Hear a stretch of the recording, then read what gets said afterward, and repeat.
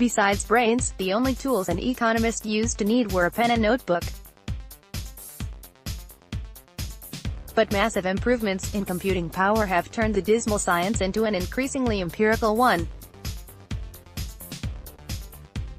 Research by Daniel Hamermesh at Royal Holloway, University of London, finds the share of economics papers in leading journals focused on pure theory fell from 58% in 1983 to 19% in 2011. Get our daily newsletter, upgrade your inbox, and get our daily dispatch and editor's picks.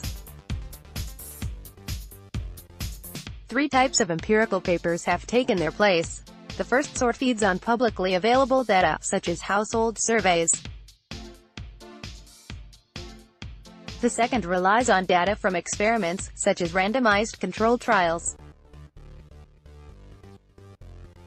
Most leading empirical papers, however, now rely on other data, often administrative and acquired through extensive negotiation with government officials. Analysis by The Economist of work from the National Bureau of Economic Research finds that at least 28 papers that released last year featured the use of administrative data. Before 2000 hardly any did. C-chart collaboration between professors and governments can yield impressive, if often predictable, results.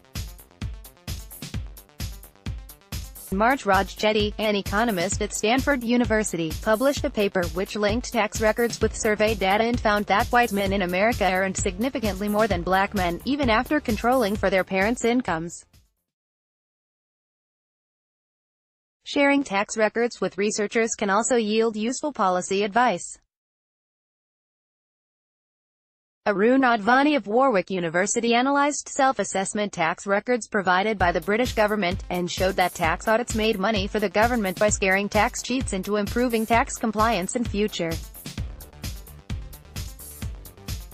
But not everyone is happy about relying on government sources. In America, economists grumble that prominent researchers are more likely to have the connections needed to obtain such data. In other words, this line of research might widen inequality within the profession, because academic superstars have more opportunities to do celebrated research. So academic economics, like the society it studies, would become a game of who, rather than what you know. Moreover, governments, wary of privacy concerns, themselves tend to be cautious about sharing citizens' data. Britain is still haunted by the memory of the revelation in 2007 that 25 meters child benefit records had been lost in the post. So when officials share data with academics, they do so selectively and with plenty of bureaucratic hurdles, often making any resulting research impossible for third parties to replicate.